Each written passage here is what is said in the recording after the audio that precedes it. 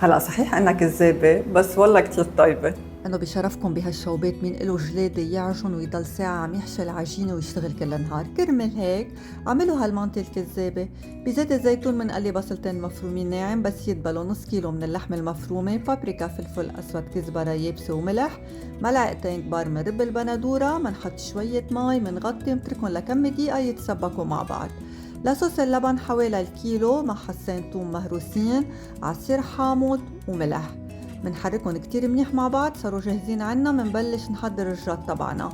منحط 500 جرام من المعكرونة المسلوقة، بيرجع حشوة اللحمة يلي سبق وعملناها، ومن بعدها صوص اللبن، وبالآخر على النار منسخن قطعة مبحبحة من الزبدة مع ملعقة من البابريكا، أنا استعملت المدخنة، منطشها فوقهم. وإذا بتحبوا على الوش كمان الصنوبر أو اللوز المحمص اللي كتير طيب مع هيدي الأكلة. بشرفكم شوفوا لي بعد في احلى من هيك والريحة تاخد العقل. جربوها وخبروني.